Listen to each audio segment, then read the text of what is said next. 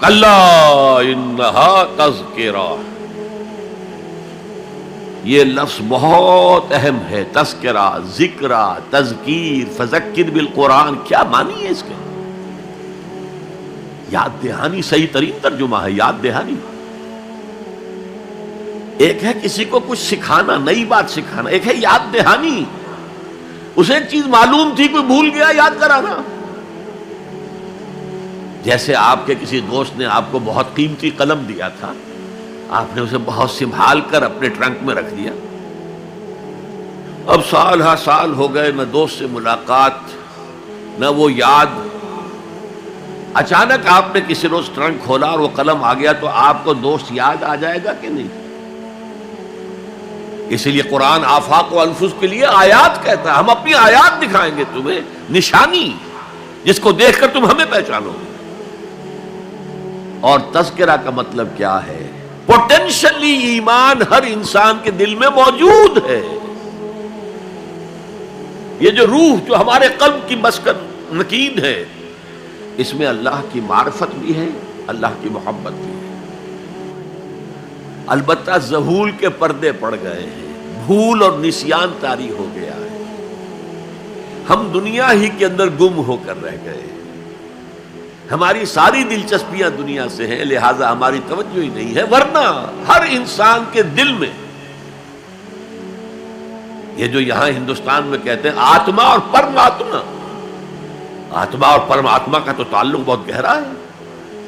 ابتدا میں بنا دی گئی تھی ارواح، جب ہم سب کے سب تمام انسان آدم سے لے کر اور تا قیامت جو انسان آئے گا دنیا میں، ان سب کی ارواح پیدا کر دی گئی.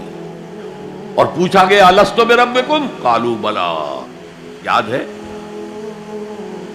لہذا یہ تذکرہ ہے، یہ یاد دہانی ہے، تمہارے اندر موجود ہے. اللہ کی معرفت بھی موجود ہے، اللہ کی محبت بھی موجود ہے. لیکن کلا بل ران علی قلوبہم ما کانوا یعملون، ان کے دلوں پر زنگ آ گیا ہے اب ان کے اعمال کی وجہ سے.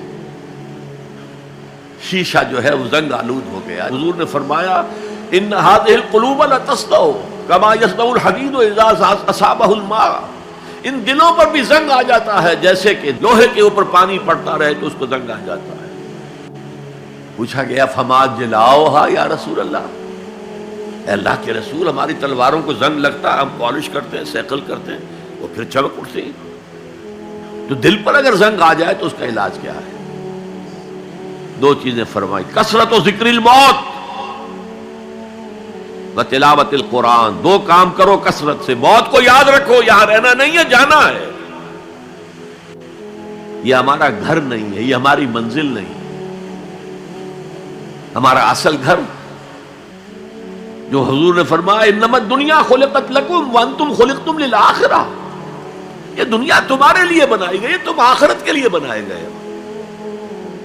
اسی لیے حضور نے فرمایا کن فی الدنیا کانک غریب عابر السبیل، دنیا میں ایسے رہو جیسے راہ چلتے مسافر ہو یا اجنبی ہو. اپنے بارے میں فرمایا مالی والی دنیا، مجھے تمہاری دنیا سے کیا سروکار، انما مثلی کراکب استظل تحت شجرۃ ثم راح فترکھا، میری مثال اس مسافر کی سی ہے جو ذرا سستانے کے لیے کسی درخت کے سائے میں بیٹھتا ہے تھوڑی دیر. وہ اس کا گھر تو نہیں ہے، اس کی منزل نہیں ہے، پھر وہ اس کو چھوڑتا ہے، اپنا راستہ لیتا ہے. یہ اگر ہمارا تصور قائم ہو جائے، کلا انہا تذکرہ. اب اس کے بعد جو الفاظ آئے فی صحف مکرمۃ مرفوعۃ مطہرۃ بایدی سفرۃ کرام بررہ، یہ جو قرآن ہے، جو تذکرہ ہے، یہ بڑے ہی انتہائی پاکیزہ صحیفوں میں ہے. فی صحف مکرمۃ، بڑے باعزت، مرفوعۃ مطہرۃ، مرفوع بلند اور انتہائی پاک. بے ایدی سفرۃ، یہ کن کے ہاتھوں میں ہے؟